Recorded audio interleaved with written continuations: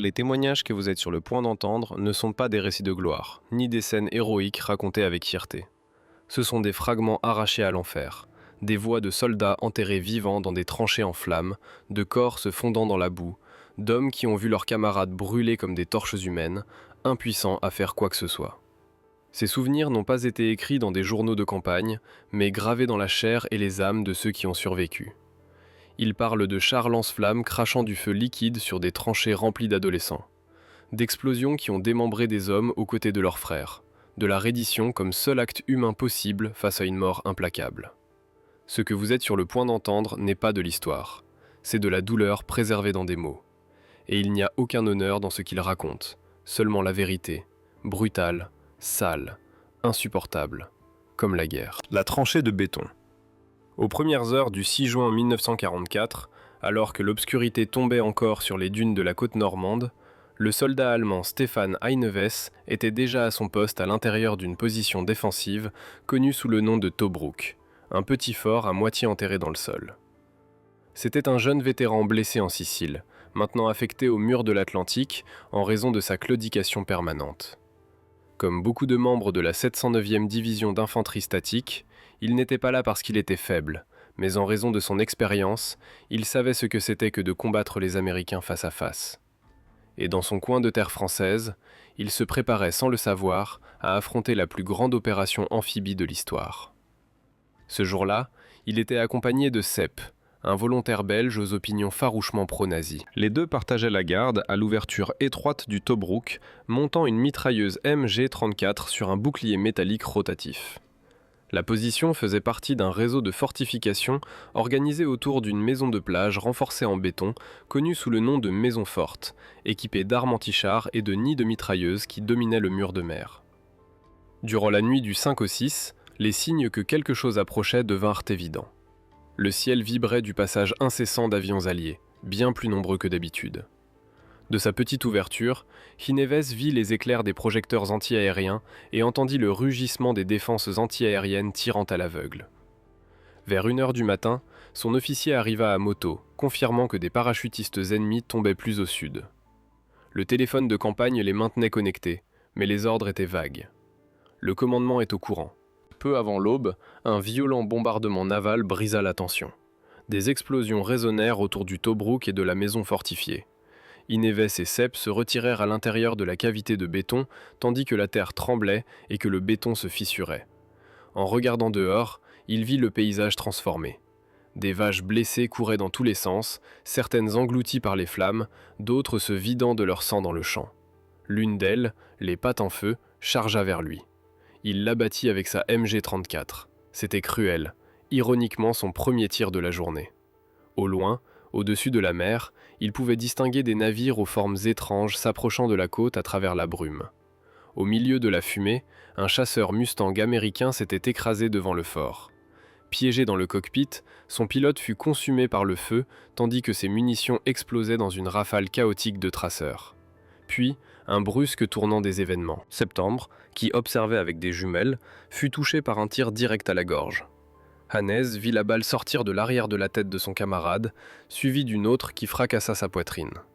Il mourut instantanément, et Stéphane ouvrit le feu vers les arbres d'où il croyait que les tirs provenaient. Une grenade atterrit à proximité, mais ne le blessa que légèrement. Un casque de camouflage s'éleva de l'herbe haute. Un Américain essayait de le prendre à revers. Heineves l'abattit avec une précision mortelle. Bientôt, il vit du mouvement depuis la plage. Des soldats allemands essayaient d'atteindre sa position, mais ils furent abattus un par un. Un jeune homme fut touché à la tête, défigurant son visage. Un autre au ventre se tordait en hurlant. Parmi eux, un officier, un lieutenant, parvint à atteindre le Tobruk avec un pistolet mitrailleur MP-40. D'une voix ferme, il ordonna à Heineves d'abandonner la position. La maison fortifiée avait été prise par les Alliés et brûlée au lance-flammes. Il était temps de se replier vers la deuxième ligne de bunkers à 2 km à l'intérieur des terres. Chargeant sa mitrailleuse encore chaude et escorté par le lieutenant et une poignée d'hommes, Heineves se replia vers l'intérieur, boitant et tirant pour couvrir l'avancée.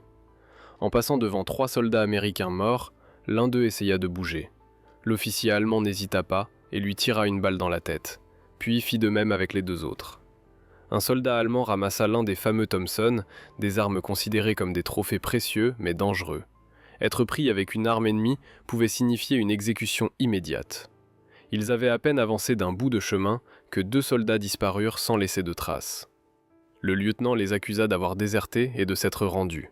« Mais ils ne font pas de prisonniers aujourd'hui », marmonna-t-il. Selon lui, les Américains avaient brûlé vive la garnison du fort. Ils avancèrent à travers des arbres bas, enveloppés dans la fumée des combats et le bourdonnement constant des chasseurs-bombardiers alliés. La brise portait avec elle la puanteur du caoutchouc brûlé, du carburant et de la chair carbonisée. La douleur dans sa jambe augmentait, mais Stéphane continuait. Ils rencontrèrent alors un petit groupe de civils et de travailleurs forcés.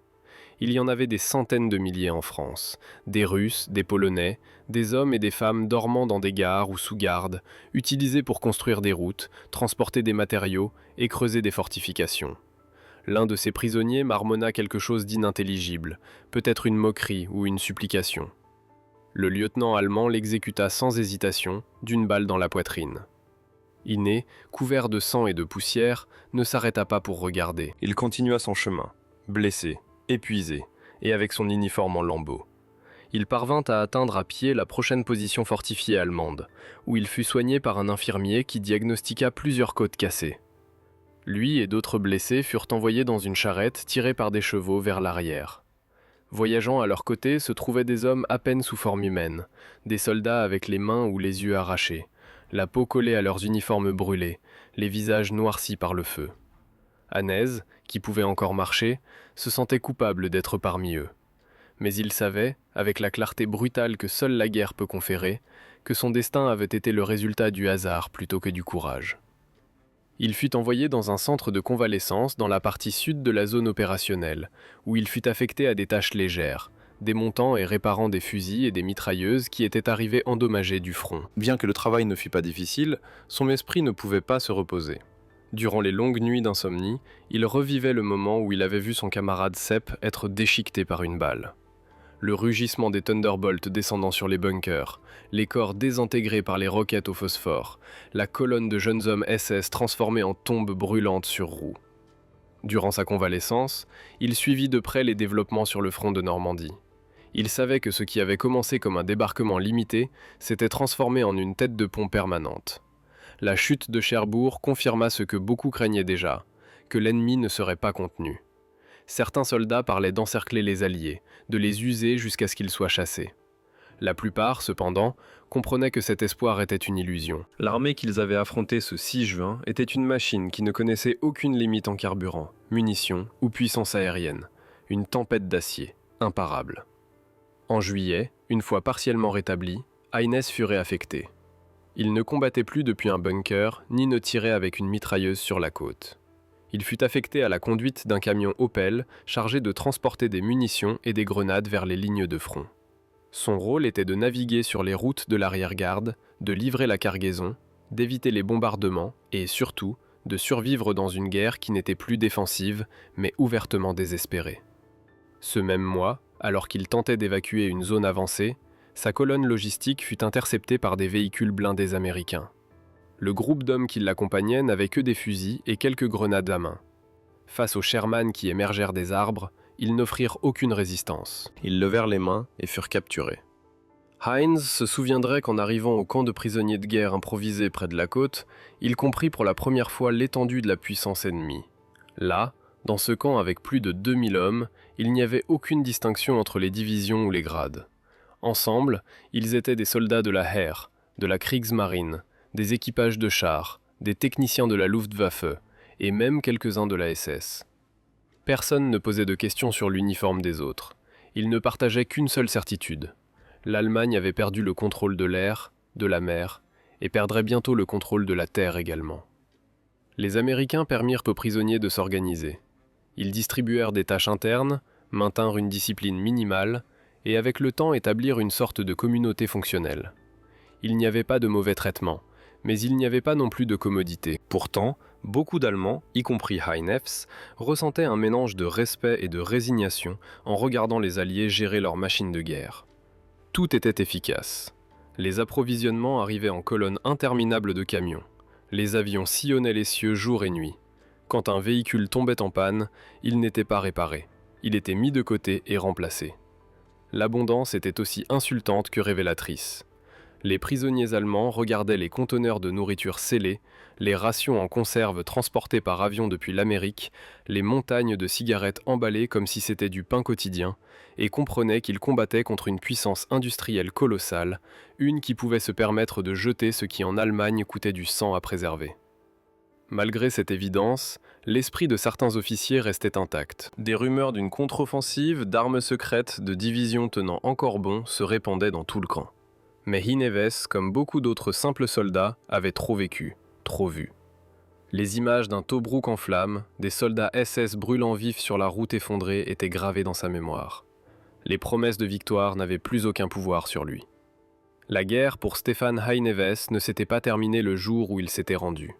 Elle continuait chaque nuit dans chaque image qui repassait quand il fermait les yeux. Il s'était battu pour défendre le Reich, pour empêcher l'ennemi d'atteindre l'Allemagne. Mais en Normandie, il comprit que l'ennemi n'était pas seulement l'autre armée. C'était le temps, c'était la technologie, c'était la certitude que ce qui venait était imparable. Et quand il fut finalement libéré des mois plus tard, sa guerre avait déjà changé de forme. Il ne s'agissait plus de tranchées ou de flancs, mais de se souvenir, de comprendre, de survivre aux souvenirs. La défaite ne résidait pas dans la reddition des armes, mais dans les hommes qui ne dormiraient plus jamais paisiblement. Mitrailleurs sur Omaha Beach. Au sommet des falaises à l'ouest de Vierville, le caporal Henrik Naob attendait, positionné dans l'un des points de résistance dits du mur de l'Atlantique. C'était un nid de mitrailleuses MG-42 défendu par une douzaine d'hommes vivant comme des animaux dans des tranchées renforcées de béton sous des ponts d'acier entourés de barbelés et de mines suspendues aux falaises. De là, l'horizon s'étendait vers une mer qui, jusqu'au matin du 6 juin 1944, n'avait été qu'une menace latente. Ce jour-là, l'abîme se remplit d'ombre. Dès peu après 2 heures du matin, le rugissement des bombardiers lourds secoua les cieux. Les explosions résonnèrent comme des présages au sud et à l'est, tandis que la mer, sous une pleine lune filtrée par les nuages, restait trompeusement calme. Mais Naob et ses compagnons savaient que quelque chose approchait. Ils le sentaient dans leurs estomacs, dans la tension de leurs mâchoires, dans le tremblement qu'aucun d'eux ne voulait admettre. Peu avant l'aube, la brume au-dessus de l'eau révéla le spectre d'une immense flotte. Au début, c'étaient des silhouettes isolées, mais bientôt elles devinrent un mur gris s'étendant d'un bout à l'autre de la mer visible. Ce n'étaient pas des navires, c'était le jugement dernier. Sans la Luftwaffe au-dessus, sans navires allemands entre eux et les envahisseurs, les hommes du nid de résistance ressentirent la solitude de la défaite avant même que les combats n'aient commencé. Et puis le feu tomba. Des navires de guerre, vint un barrage d'obus que Naob n'oublierait jamais. Les explosions secouèrent la roche même de la falaise. Le béton vibrait, les bords des tranchées se brisaient, et l'air se remplissait de fumée, de terre, de sang, et d'un bourdonnement aigu constant, assourdissant. Un camarade tenta de fuir. Il sortit à peine la tête qu'une pluie d'éclats d'obus le coupa en deux. La vapeur de son corps chaud s'élevait dans la brise froide, remplissant la tranchée de l'odeur de chair crue. Naob serra les dents. Ses yeux saignaient de la pression. Quand il ouvrit le couvercle d'acier de sa tranchée, il vit le désastre. L'un des nids voisins, avec sa mitrailleuse encastrée dans un bunker Tobrouk, avait disparu. Seuls des membres humains restaient au milieu de nuages de poussière. Et puis soudain, le silence. Un silence dense. Pas d'oiseaux, pas de vent, seulement le grincement de l'acier tordu et le murmure de la mer. À cet instant, le débarquement commença. Une marée de barges s'approcha lentement, disposée avec une précision terrifiante. Les Américains descendirent avec un calme mortel, descendant les rampes en file indienne, s'agrippant les uns aux autres comme lors d'une manœuvre d'entraînement. Certains tombèrent avant d'atteindre l'eau. D'autres parvinrent à avancer jusqu'à ce que la mer leur arrive à peine à la poitrine. Là, suivant des ordres stricts, Knob ouvrit le feu. La MG-42 rugit comme une bête. Le recul était brutal, le tambour tournant sans relâche. Les balles à haute vélocité frappèrent l'eau avec un son sec, comme si elles perçaient du bois mouillé. Des hommes tombèrent comme des marionnettes dont on aurait coupé les fils. La mer commença à virer au rouge, d'abord par plaques isolées, puis en grands nuages de sang et de tripes. Certains soldats hurlaient, d'autres disparaissaient simplement sous les vagues. Des jambes flottaient, des torses sans tête ballottant dans la marée, des bras agrippant encore des fusils, tandis que le reste des corps gisait au fond. Le son des cris, de l'eau bouillonnant des impacts, des hommes se noyant mêlés au feu continu des canons de 88 mm et aux explosions des grenades navales était une symphonie infernale. À chaque nouveau groupe de débarquement, Naob et ses camarades étaient confrontés à des tirs croisés. Certains touchèrent même le sable. Quelques-uns parvinrent à ramper jusqu'aux rangées de hérissons d'acier, où ils furent touchés par des tireurs d'élite ou des grenades. Il y avait des corps brûlants, des hommes se tordant avec les tripes exposées, des soldats traînant des camarades sans visage. Naob tira jusqu'à ce que le canon de sa mitrailleuse soit rouge incandescent. Il changea tambour après tambour avec des mains engourdies couvertes de poussière, de sang et de sueur. Ses oreilles bourdonnaient, son visage brûlait. À côté de lui, le chargeur tremblait, vomissait, pleurait. Mais il ne s'arrêtait pas. La plage était un abattoir. Mais malgré le feu, la boue, l'acier, les Américains continuaient d'avancer. Comme des automates, ils sortaient des barges, marchaient sur les corps de leurs camarades, rampaient entre les cratères de but et levaient leurs fusils. Un par un, les nids allemands commencèrent à se taire. L'artillerie lourde alliée nivela les positions. Les roquettes enflammèrent les réserves de munitions et les hommes commencèrent à tomber comme des dominos. Henrik Naob, couvert de sang qui n'était pas tout le sien, continua à tirer, mais au fond de lui, il savait que cette aube à Vienville ne serait jamais oubliée. Il visait, il tirait, mais il ne pleurait plus pour eux. Il pleurait pour lui-même, parce qu'il savait qu'il ne sortirait pas vivant de cette plage, parce qu'il savait que même s'il le faisait, rien au monde ne pourrait effacer ce qu'il venait de voir. Il rechargea. La baïonnette pendait à sa ceinture, rouillée par le sel qui avait déjà tout imprégné. Il se pencha et tira une fois de plus, droit dans le cou d'un soldat grimpant parmi les corps comme s'il avançait sur un tapis de viande. Le tir était précis, mais cela n'avait plus d'importance. Chaque fois qu'un tombait, 3 autres le remplaçaient. Ce n'était pas une bataille, c'était un déluge humain. Un sergent passa en courant par derrière, le visage fendu par un éclat, criant un ordre que le jeune homme n'entendit même pas. Le tambour de la MG42 avait cessé de battre. Silence. Le caporal Naob était allongé sur le dos, le bras fracassé. Il saignait comme une fontaine brisée. Ses yeux ouverts fixaient encore le ciel. Il respirait lourdement, mais ne parlait pas. Le chargeur était parti, abandonnant la mitrailleuse quand ses tripes s'étaient vidées d'un tir sous le nombril. Tout sentait le sang, la poudre et l'urine. Le jeune homme visa à nouveau. Il tira. Son épaule lui faisait mal, son visage brûlait, et il pouvait goûter le métal dans sa bouche. Il regarda autour de lui. Là où ses camarades avaient été, il n'y avait maintenant que des flaques sombres et des formes méconnaissables. La tranchée n'était plus une position, c'était une tombe béante. Une grenade tomba à proximité, roulant parmi les cadavres. Il la vit rebondir comme une balle maudite. Il se jeta sur le côté juste au moment où elle explosa. Le monde s'éteignit un instant. Il n'entendit rien. Il ne sentit rien. Juste une pression sur sa poitrine et une chaleur tiède coulant dans son dos. Quand il ouvrit les yeux, la première chose qu'il vit fut son fusil fendu en deux. Puis il remarqua qu'il ne sentait plus sa jambe droite. Il essaya de bouger, mais quelque chose n'allait pas. Un visage apparut au-dessus du parapet. Il était jeune, c'était un Américain. Son visage était noir de suie et de boue, ses yeux vitreux, sa mâchoire serrée. Le jeune Allemand leva le bras, non pas en défense, mais par réflexe. Mais l'autre homme ne tira pas. Il le fixa 1 seconde, 2, peut-être 3.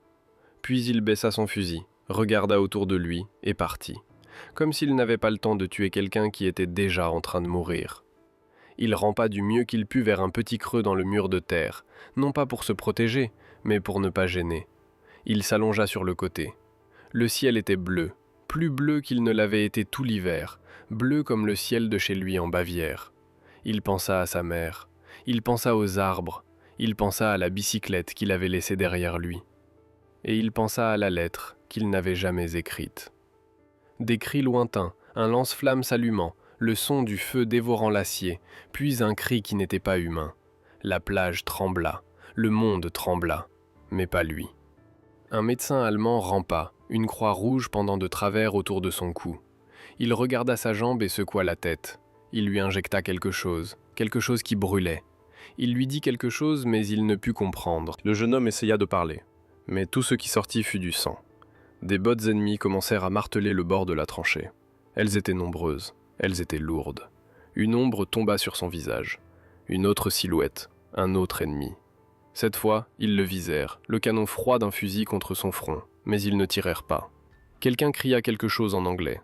Le soldat baissa son arme et continua. Il était inutile de le tuer. Il était plus utile de le laisser là comme partie du paysage, comme un rappel pour ceux qui viendraient plus tard. La position était tombée. Les canons de 88 mm étaient silencieux. Les MG étaient muettes. La fumée était épaisse, noire, lourde. Et par-dessus tout cela, le rugissement constant des moteurs alliés déchargeant du matériel, des hommes, des munitions, la mort. Le jeune homme ferma les yeux. La douleur montait dans son dos. Son autre jambe commençait à lui faire mal, bien qu'il ne comprenne pas pourquoi. Il entendit une voix. Elle n'était pas réelle. C'était sa mère l'appelant pour le dîner. C'était le son de la radio dans la maison, le hennissement d'un cheval, une rivière. Sa sœur chantant, tout en même temps, tout mélangé. Une rafale de mitrailleuses balaya le ciel au-dessus de lui. Elle ne le toucha pas. Puis quelque chose tomba sur sa poitrine. Une couverture, une main toucha son cou. Quelqu'un lui parlait. Ce n'était pas de l'allemand, c'était de l'anglais sale et grossier. Il l'appelait par son nom, ou du moins le pensait-il. Puis il sentit qu'on le soulevait. Il hurla, mais personne ne l'entendit. Il perdit connaissance. L'odeur d'iode le réveilla. Il était sur une civière, entouré d'ombres parlant en anglais. L'une d'elles le regardait étrangement. Une autre le photographiait. Il découpait son uniforme. Il se sentit honteux, puis froid, puis nauséeux, puis plus rien. Il reprit conscience dans une tente avec d'autres blessés. Certains hurlaient, d'autres priaient. Il y avait des Allemands, il y avait des Américains, certains sans bras, d'autres sans visage. Tous pareils sous la toile brûlante. Un prisonnier, c'était lui maintenant. Un numéro, une blessure, une photo, un témoignage de plus. Le visage de Norb levant les yeux vers le ciel des yeux du soldat américain qui ne l'avait pas tué. Finalement, un officier accompagné d'un interprète s'assit à côté de lui. Il lui demanda son nom, son âge, son unité. Il répondit machinalement. Puis l'interprète lui demanda ce qu'il ressentait. Le jeune homme fixa le vide. Des semaines passèrent. Ils le transférèrent sur un navire-hôpital, de là vers un camp en Angleterre. Ils l'interrogèrent, ils l'ignorèrent. Ils lurent son dossier. Ils virent qu'il n'avait ni grade, ni décoration, juste un garçon.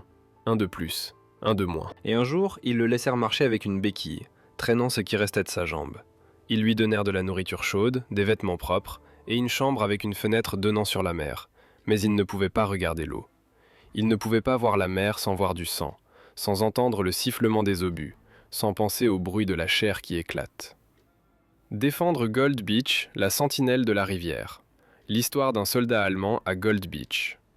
Martin Ing avait 20 ans lorsqu'il fut posté pour défendre le mur de l'Atlantique en Normandie.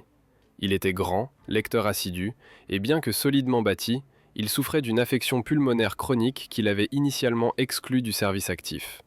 Cependant, son excellente vision faisait de lui un atout. Après un bref passage comme assistant artilleur antiaérien dans la région de Munich, il fut transféré dans l'ouest de la France et affecté à une batterie de plage près de la rivière, faisant partie de la 716e division d'infanterie statique. Leur position était située dans un bunker en béton armé, équipé de 2 canons de 88 mm et d'une mitrailleuse MG-34. La position était située sur une pente, surplombant la plage, avec un champ de tir en enfilade, couvrant la bande côtière, la route longeant le mur de mer et l'accès à la ville. Les soldats étaient logés dans une maison fortifiée, renforcée de sacs de sable, de plaques métalliques et de remblais d'où ils pouvaient observer la mer. La vie à cette position, comparée à d'autres fronts, était paisible. Les rations militaires étaient basiques mais abondantes grâce au commerce informel avec la population civile locale. De la nourriture fraîche en échange de cigarettes, d'essence ou de cuir. La menace d'invasion était une idée abstraite. On en parlait, on s'y entraînait, mais elle semblait lointaine. Dans la nuit du 5 juin 1944, Innenegg et 2 compagnons sortirent dans un bar voisin, un endroit accueillant pour les Allemands. Ils retournèrent à leur quartier sous un ciel rempli du bourdonnement des moteurs. Ce même matin, le rugissement des avions alliés signala le début du jour J. Ils se réveillèrent au cri de leur Feldwebel. En sortant, le ciel gris était rempli de bombardiers et de chasseurs. Ils coururent sur le chemin menant au bunker. À l'arrivée, Martin fut envoyé directement à la position de la MG-34. Lorsqu'il regarda par l'embrasure, ce qu'il vit le laissa sans voix. La mer était couverte de navires alliés de l'horizon jusqu'au rivage. Le bombardement naval commença. Des obus de gros calibre sifflaient près du bunker, explosant derrière la ligne défensive. Des roquettes tirées depuis les navires frappaient directement le béton, secouant la structure. L'une des explosions toucha un officier qui venait d'entrer dans la pièce. Des éclats d'obus transpercèrent son visage et son œil. Martin se recroquevilla, se couvrant les oreilles. La violence était incessante. Lorsque le bombardement cessa, un moment de silence céda la place à la vraie bataille. Les premières péniches de débarquement approchaient de la plage. Certaines brûlaient déjà, s'étant écrasées sur des obstacles ou ayant été touchées par les canons de 88 mm. Les autres commençaient à ouvrir leurs rampes, laissant sortir les soldats britanniques sous un feu nourri. Martin alimentait la MG-34 pendant que le tireur lâchait des rafales précises sur les hommes qui débarquaient. Il vit un groupe entier tomber avant d'atteindre la terre. Le 88 atteignit une péniche qui, enveloppée de flammes, glissa vers le rivage, piétinant des soldats sur son passage. La plage était un enfer vivant.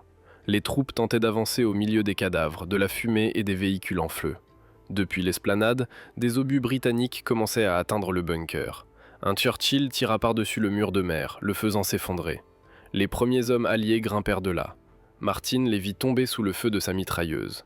Plusieurs furent abattus, d'autres reculèrent paniqués. À l'autre bout de la plage, le bunker secondaire avait été réduit au silence par un bazooka ou un obus de mortier. La MG-34 commença à surchauffer. Le canon était brûlant et la fumée obscurcissait sa vision. Martin alla chercher plus de munitions. En traversant le couloir, il esquiva le corps de l'officier blessé et reçut l'ordre de retourner à son poste. En quelques secondes, une nouvelle vague de soldats britanniques commença à avancer à travers l'esplanade. Beaucoup tombèrent sous le feu de la mitrailleuse, leur corps fumant sur les pavés. Un Sherman apparut à travers la fumée. Le 88 tira, mais les munitions étaient explosives, non perforantes. Le char avança jusqu'à se trouver devant le bunker. Finalement, un obus endommagea sa chenille, le laissant exposé. Un tir bien ajusté mit le feu au moteur. 2 membres d'équipage tentèrent de s'échapper, mais furent touchés et tombèrent enveloppés de flammes. Derrière lui, un autre Churchill fonça, traversant l'épave du Sherman et tirant directement dans l'embrasure du canon de 88 mm. L'impact détruisit cette position. Martin était toujours à son poste près de la mitrailleuse lorsqu'un soldat britannique, couvert de poussière et aux yeux injectés de sang, lança une grenade dans le bunker. Il vida ensuite le chargeur de son Sten directement à travers l'embrasure. Le tireur fut touché à la poitrine et à la tête. Martin, protégé par son casque, reçut des impacts mineurs et parvint à s'échapper par le couloir. L'intérieur du bunker était un chaos. Plusieurs artilleurs blessés tentaient de ramper dans les couloirs. L'officier qui lui avait précédemment pointé un pistolet fut touché par des tirs de mitraillette en rentrant dans la salle de la mitrailleuse. Le plafond commençait à s'effondrer. Martin et un autre soldat s'enfuirent par la porte arrière vers le passage en contrebas. Là, ils rejoignirent un groupe de cuisiniers et d'aides résistants avec des fusils et des MP40. La défense était désespérée. Un soldat qui tenta de se rendre fut immédiatement exécuté d'une balle dans la tête. Puis, une vague d'infanterie britannique prit d'assaut la route, baïonnette au canon. Un combat au corps à corps brutal éclata. Martin fut témoin de coups de couteau, de tirs à bout portant, de sang sur le sol et de cris d'agonie. Avec un camarade partiellement aveuglé, il s'échappa vers la ferme. Là, il trouva une nouvelle unité, des Panzergrenadiers, armés de Panzerfaust et d'une MG42. Un canon anti-char de 75 mm était également en cours de déploiement. Le moral était différent. Il y avait de l'expérience, des ordres clairs et de la confiance. Ils prirent position sur une crête face à la mer, renforcés de fils de fer et de sacs. Au loin, la plage brûlait. De la fumée émergea un Sherman modifié avec un tambour rotatif à chenilles, un véhicule de déminage. Il faisait exploser les explosifs en passant avec un rugissement infernal. 2 autres chars du même type suivirent, dégageant un couloir d'environ 20 mètres de large. Le canon anti-char ouvrit le feu. Le premier impact dévia le char de sa trajectoire. Le deuxième détruisit la chenille et le troisième l'arrêta. L'équipage tenta d'évacuer mais fut abattu. L'un des Panzergrenadiers tira un Panzerfaust sur le deuxième Sherman, mais la portée était trop grande. Puis les mortiers britanniques commencèrent à tomber. Les grenades explosaient sans avertissement, projetant des éclats qui touchaient les soldats stationnés là. Une explosion blessa gravement le soldat qui avait accompagné Martin depuis le bunker. Un autre, à quelques mètres seulement, fut touché à la poitrine, convulsant jusqu'à ce qu'il meure. La ferme reçut des impacts directs. Le ciel était couvert de fumée. Les flammes léchaient les restes des défenses, et le bruit des moteurs ennemis ne cessait jamais. Alors que le feu britannique continuait de balayer la colline, il n'y avait aucune chance d'assistance médicale pour les blessés. Les soldats tombaient là où ils gisaient, se vidant de leur sang parmi la terre retournée et l'acier dispersé. Un panzer grenadier blessé à la poitrine se débattait violemment, le sang jaillissant. Un autre, touché par des éclats d'obus au crâne, gisait la tête fendue, le tissu cérébral exposé. Martin Heineneig, couvert du sang des autres, regardait la scène, incapable de détourner les yeux. Ce n'était pas la guerre. C'était la fin de toute forme humaine reconnaissable. Le bruit des chars des mineurs qui approchaient devint insupportable. Les chaînes attachées aux rouleaux rotatifs frappaient le sol comme des fouets métalliques, provoquant des explosions en déclenchant les mines enfouies. L'une de ces chaînes, après avoir été projetée par l'impact d'un explosif, tomba sur 2 soldats allemands accroupis au bord de la tranchée, les rendant instantanément inconscients. La réponse allemande fut désespérée. Un soldat tira un Panzerfaust sur le tambour à chenilles d'un Sherman, mais l'obus rebondit sans effet. Ce fut aux extrémités du front que la position de tir en angle permit à d'autres artilleurs d'atteindre le flanc du char. L'un de ces tirs toucha le train de roulement, immobilisant le véhicule blindé. De la fumée commença à sortir des bouches d'aération du moteur, et un deuxième tir perça la tourelle par en dessous. Cependant, le canon du Sherman resta actif. Il mitrailla la position allemande avec un tir frontal, balayant la ligne de rafale qui soulevait la terre à chaque impact. Le moment d'espoir s'évanouit lorsque les 2 Sherman restants reprirent leur avance, ignorant le véhicule blindé en feu qui brûlait au milieu d'explosions de carburant. Un membre d'équipage parvint à s'échapper du véhicule en flammes, mais fut immédiatement abattu par une MG-42 allemande.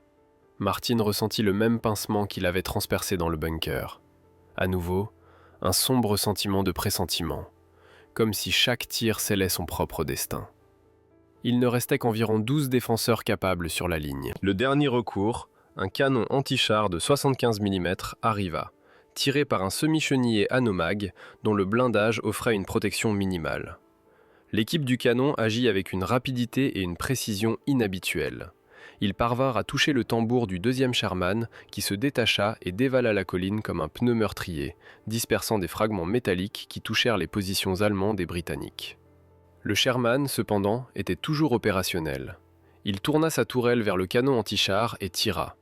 Le premier obus manqua de peu, mais le deuxième impact fut dévastateur. Il toucha l'équipe du canon de plein fouet. L'explosion désintégra à la fois le canon et les hommes. Bras, jambes, sangles, gourdes et casques volèrent dans les airs comme des jouets brisés. Martin, abasourdi, eut l'impression que l'air avait été aspiré par le feu. La ferme brûlait. Le Sherman fit pleuvoir des obus explosifs sur la maison et la ligne de colline. Certains soldats parlaient de se rendre, mais le souvenir de l'homme abattu les bras levés dans le bunker était encore frais. Il n'y avait aucune garantie de clémence. Du chemin en contrebas menant au bunker, des coups de feu retentirent. Bientôt, un petit groupe de soldats britanniques hurlants émergea, armés de baïonnettes et de mitraillettes Thompson. Ils se tenaient à peine à 20 mètres, les yeux injectés de sang, frénétiques. La MG-42 pivota et tira une rafale mortelle. 3 soldats britanniques furent littéralement déchiquetés par le calibre et la courte portée. Martin tira avec son fusil, touchant l'un de ceux qui couraient vers lui. Une autre balle rebondit sur son casque, le jetant au sol. Depuis le sol, encore étourdi, il regarda un autre soldat britannique, brandissant un Thompson, balayer l'équipe de la MG-42 d'une rafale furieuse. Les autres avancèrent baïonnettes au canon, blessant, tailladant, achevant. Martin resta immobile, les mains visibles. L'un des Britanniques pointa son Sten sur lui. Martin tendit les mains et secoua la tête. Ils lui donnèrent un coup de pied pour éloigner le fusil, lui passèrent les menottes dans le dos et le laissèrent allongé sur le côté. La bataille était terminée. Autour d'eux, la fumée et les cris furent remplacés par un faux calme rempli de moteurs et d'ordres. Une nouvelle vague de chars démineurs atteignit la plage, suivie de colonnes de véhicules blindés se déployant vers l'intérieur des terres. La ferme était complètement en flammes. Les Anglais étaient massés à côté, prêts à avancer. Un avion apparut alors au-dessus de la zone du bunker, volant bas. Il ne le vit pas, mais il entendit le rugissement et les tirs. Soudain, plusieurs soldats britanniques tombèrent dans le sable. Martin pensa qu'ils avaient été mitraillés par erreur par leur propre avion. 10 hommes gisaient morts. La confusion continua. Les prisonniers allemands furent emmenés sur une place pavée près du mur de mer. Là, Martin rejoignit d'autres prisonniers. Il enleva son casque. Pour la première fois en plusieurs heures, il respira. Il ne se sentait pas humilié. Il avait tenu jusqu'au bout. Les Britanniques, qui avaient été impitoyables tout au long des combats, offraient maintenant de l'eau, retiraient les menottes et appelaient des volontaires allemands pour soigner les blessés. Certains médecins britanniques parlaient allemand.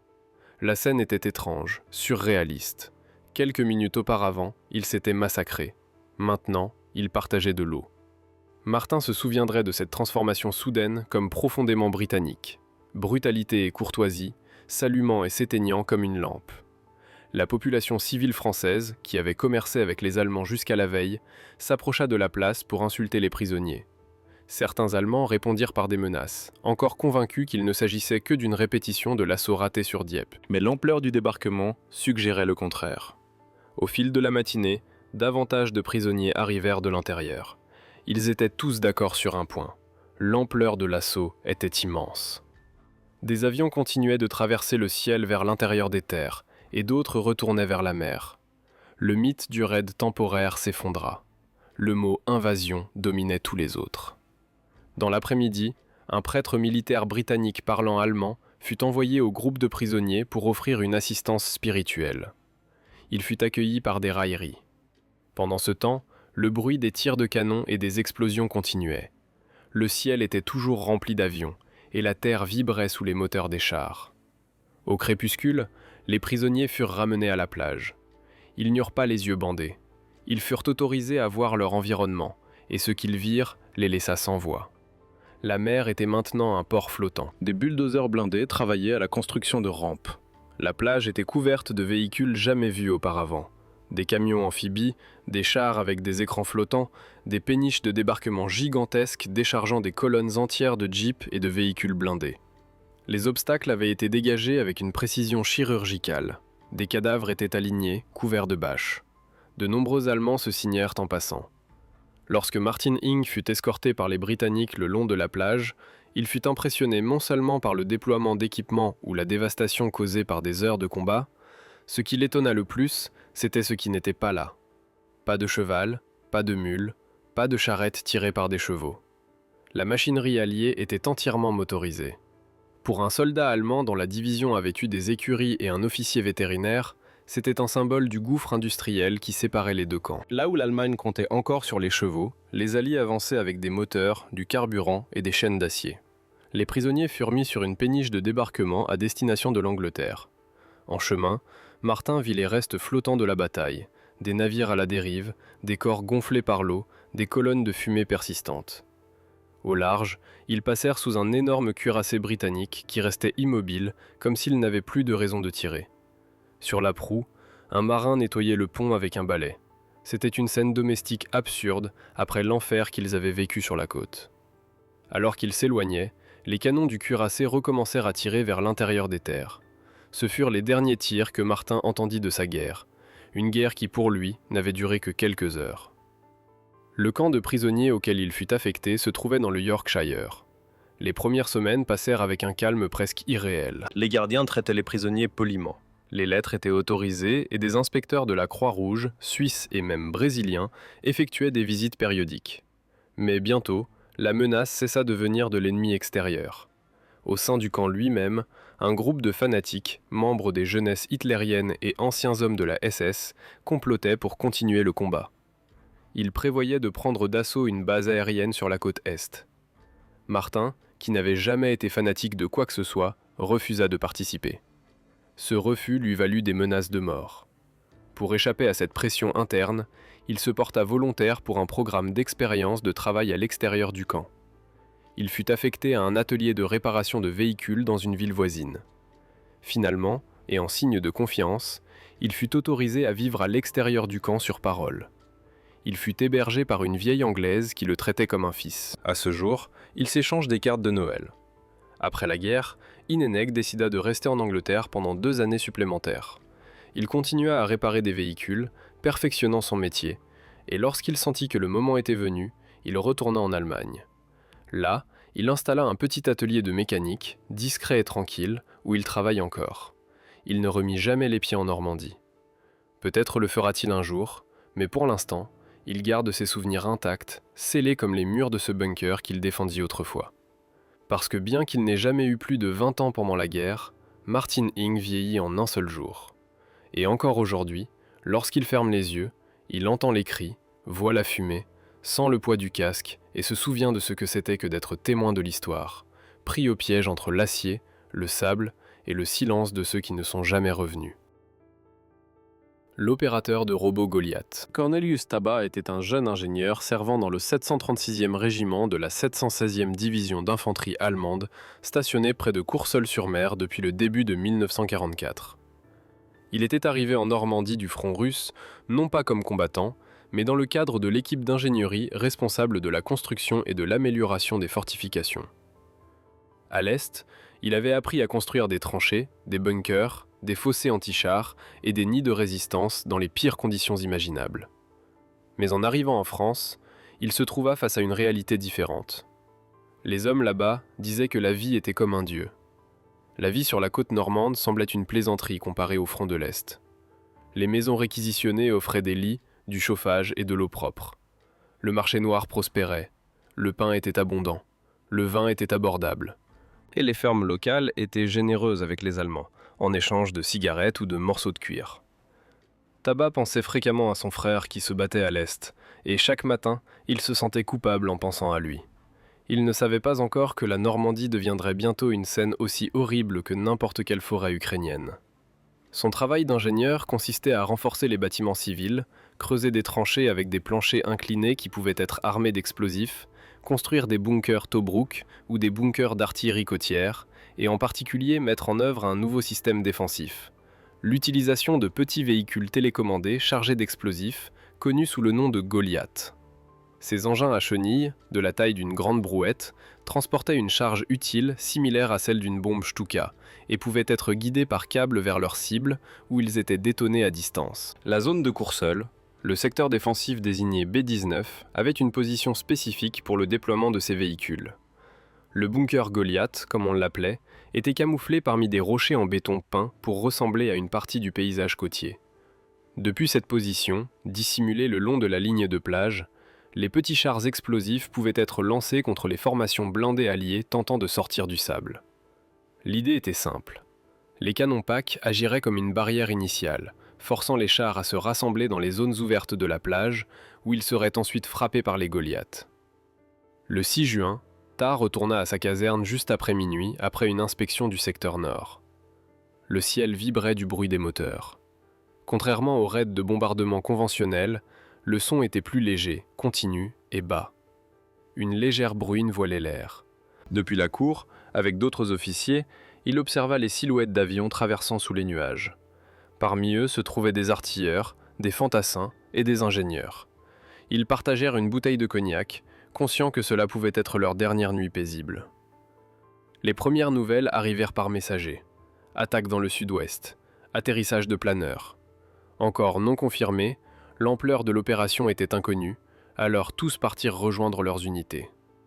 Taba rassembla 10 hommes de son équipe. 5 furent envoyés aux positions défensives entre les maisons. Avec les 5 autres, il marcha vers le bunker Goliath sur la plage. L'entrée du bunker était protégée par un tunnel doublé de béton camouflé, avec des rochers et de la végétation. La structure principale était une salle circulaire avec un plafond voûté.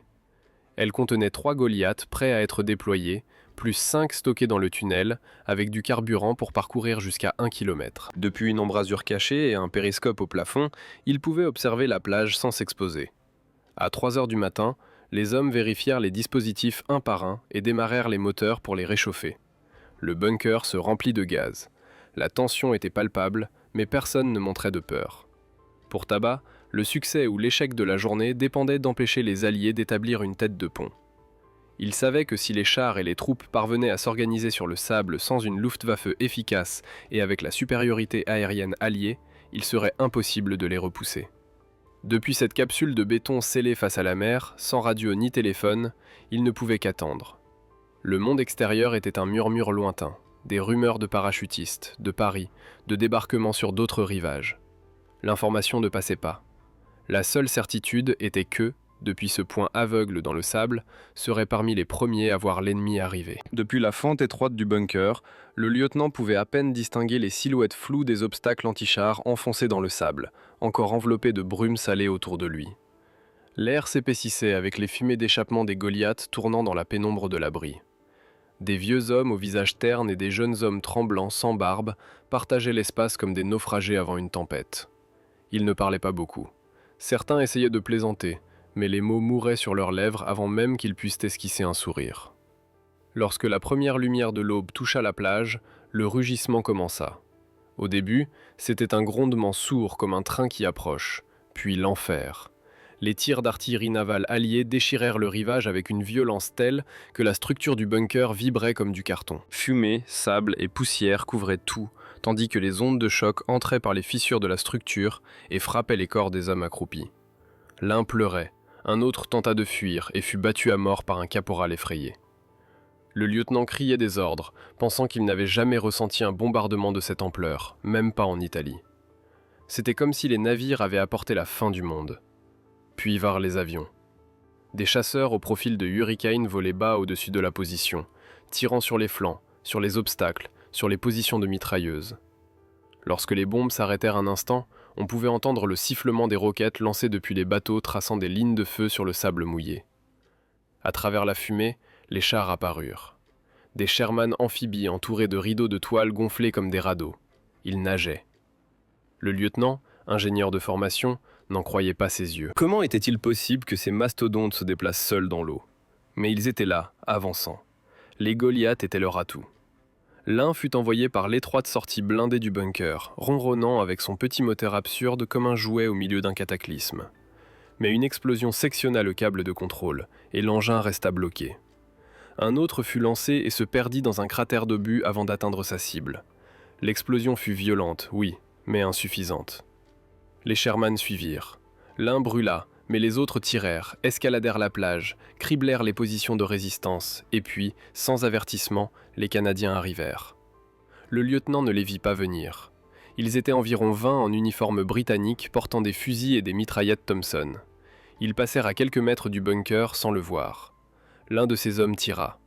Un Canadien tomba, et les autres se retournèrent, visèrent et crièrent. L'un d'eux portait un lance-flamme. Il n'eut pas le temps de réagir. La langue brûlante de l'arme balaya l'entrée du bunker, l'inondant de feu liquide. 2 soldats allemands furent touchés immédiatement. Ils s'embrasèrent comme des torches humaines, poussant des cris déchirants, heurtant les autres, semant le chaos. Un autre Goliath stocké fut touché par le feu, mais n'explosa pas. Le lieutenant, le visage éclaboussé de carburant brûlant, courut vers le tunnel qui menait à la position supérieure. Derrière lui, flammes et fumées poursuivaient ceux qui restaient. Lorsqu'il atteignit le sommet, il heurta de plein fouet un Canadien armé. Le coup de crosse du fusil l'aveugla pendant quelques secondes. Presque instinctivement, il tira 2 fois avec son pistolet. L'ennemi tomba. De là, la plage ressemblait à une fourmilière frénétique. Tout brûlait, tout s'effondrait. Le combat au corps à corps avait commencé. Explosions, rafales de mitrailleuses, cris en allemand et en anglais. À un moment, il tomba dans une tranchée et atterrit sur 2 cadavres enlacés, un Allemand et un Canadien qui s'étaient entretués. Si jeunes qu'ils ressemblaient à des frères. Il rampa, le visage ensanglanté, jusqu'à rejoindre 3 soldats allemands. Avec eux, il avança vers le point défensif suivant, esquivant mortiers, mines et balles. L'un fut tué par une mine. Un autre fut touché par un tir ami. Il n'en resta que 2.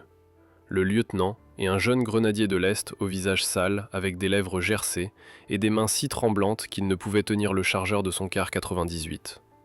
Il ne parlait pas allemand, comprenait à peine les ordres de base, mais il le suivait. Non pas parce qu'il le reconnaissait comme officier, mais parce qu'il était le seul à bouger sans hésitation.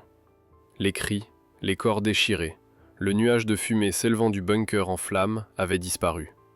Le premier point de résistance était perdu. Le Goliath n'avait pas explosé. Le crocodile avait fait son travail.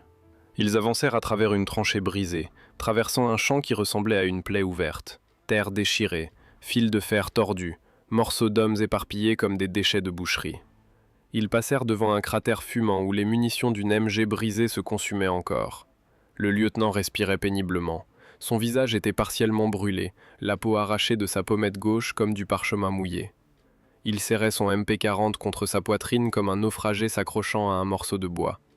Un groupe de 5 hommes les vit venir et leur fit signe depuis une tranchée renforcée de sacs de terre. À l'intérieur, il y avait à peine assez de place pour bouger. L'air sentait la poudre, la sueur et la peur concentrées. Un Feldwebel était chargé de passer les munitions depuis un dépôt de fortune.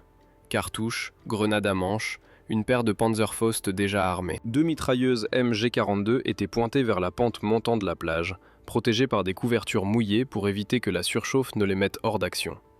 Un garçon de la Sarre, pas plus de 17 ans, avait la tête bandée avec une chemise ensanglantée et les yeux vitreux. Il marmonnait quelque chose à propos de sa mère. Personne ne lui prêtait attention. Un autre pleurait, mais silencieusement. Il n'y avait pas de temps pour la consolation. Le lieutenant jeta un coup d'œil par une brèche entre les sacs. De là, il pouvait voir la route montant de la plage déjà criblée de cratères et les débris de véhicules brûlés. Au loin, la fumée se mêlait au ciel gris. En haut, les avions alliés bourdonnaient. Beaucoup, trop d'avions, avec des ailes peintes de bandes noires et blanches, des planeurs, des bombardiers lourds. Certains semblaient projeter d'énormes ombres sur les vergers de pommiers qui avaient autrefois ombragé les fermiers. Maintenant, ces arbres étaient brisés, nus, suspendus avec des coques cassées et des corps mutilés. Un pionnier jura. Il avait entendu le rugissement, le lieutenant aussi, bas, rauque, guttural, le son du Churchill crocodile avançant à nouveau. Les chenilles du monstre métallique écrasaient la route et broyaient les os laissés derrière. À cet instant, un fil téléphonique pendant prit feu comme une mèche. Puis, un bref éclair de flamme illumina le fossé. Le monstre était là. La première volée de feu liquide tomba sur les sacs de devant. Elle ne les toucha pas directement, mais ce fut suffisant pour que la chaleur pénètre jusqu'au cœur. Le premier cri vint d'un mitrailleur. Il ne criait pas parce qu'il était en feu. Il criait parce qu'il voyait le soldat à sa droite brûler, qui s'était imbibé de carburant et se débattait au sol comme s'il essayait de se débarrasser de sa propre peau. Un autre tenta de l'aider, mais une seconde langue de feu entra par la brèche du parapet et l'engloutit également. Le lieutenant rampa en arrière. Le grenadier de l'Est n'eut pas cette chance. Il trébucha, tomba sur le premier des blessés, et tous deux s'embrasèrent en même temps. Ils crièrent ensemble, l'un en allemand, l'autre dans une langue inconnue, tous deux avec des yeux rouges incandescents. Personne ne pouvait les aider.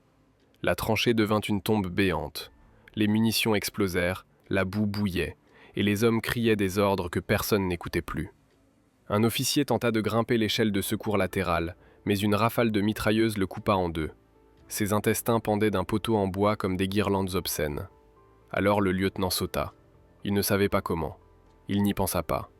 Il traversa un mur de fumée, esquiva une clôture de barbelés brisés et dévala un talus vers un chemin inférieur.